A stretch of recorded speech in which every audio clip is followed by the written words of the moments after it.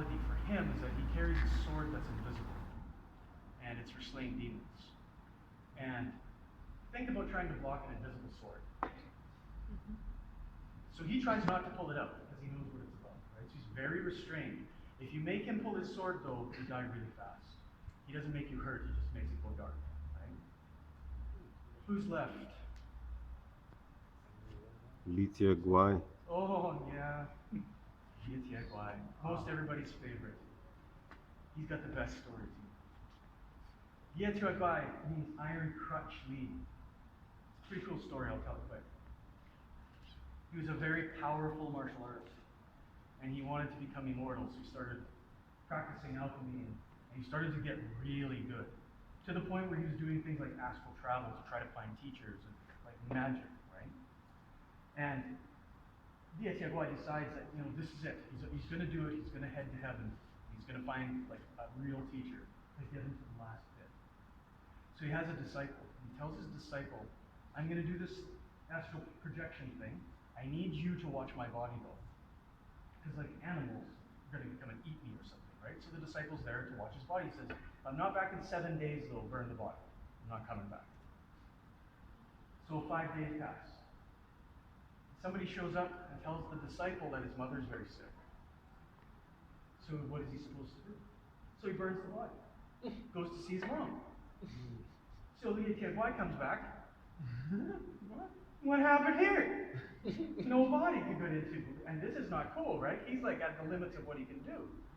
So he ends up going into a nearby town, and there he finds a beggar who's recently died. And he needs a body to inhabit. He needs something to keep him grounded. So he puts his spirit in a wine gourd, because the body that he's taking over, the beggar, is drunk. He's crippled. So the pictures of him are he's emaciated. You can see all his ribs. He's got this gnarled leg, and he has to walk with a crutch everywhere he goes. And he's a terrible alcoholic. And so he gets into this body and starts drinking, because the body is like requesting this alcohol. And the next thing you know, he's just lamenting what's happened. He's this beautiful, young, powerful man who's attaining immortality, and he gets stuck with this crappy situation. And of course, the story ends that he's drinking at the bar, and looks over to his left, and Lao Tzu is sitting next to him. It says, the Tao doesn't care what you look like. And of course, he's enlightened. He lets it go. But when he's had a few too many, when he's drunk, he likes to take it out on other people. He's the one that, he's not there to punish you because you've done wrong deeds. He's angry. He's an angry drunk. He doesn't, it's not that he doesn't know his own strength, it's that he does know his own strength and he doesn't care. There's actually poetry about all of them using swords and sword fights. And the line of poetry about Li Tie Guai is that body parts line the grass. Like he just cuts everybody into pieces and leaves them there. He's really angry. So he's a very interesting mortal. A lot of people kind of like him, but wow, is he brutal to deal with. Have I done them all? Who's left from there?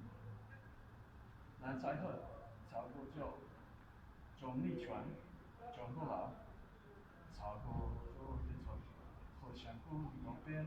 Han Qianzi. Oh, Han Qianzi. Figures. Han Qianzi is like a 20-year-old pretty boy. He's like a Mando pop star, you know what I mean? Like he's that guy on stage, he's a boy band, all to himself. He's like super pretty and super flexible and super handsome and knows such great martial arts, and all the ladies love him, and he's a big fat show-off. So when he's drunk and has to fight, he likes to show off how good he is. My Kung Fu brother, and we're recording, so I'm not going to say who, but I have this one Kung Fu brother, and he really identified with this guy. And he's drunk in boxing. He is one of the most frustrating things I've ever sparred against. Because he doesn't want to hurt you, he wants to make you look stupid. And that's all he ever practiced, was just that mindset of getting you into a terrible situation and then walking away and being like, look at how good I am.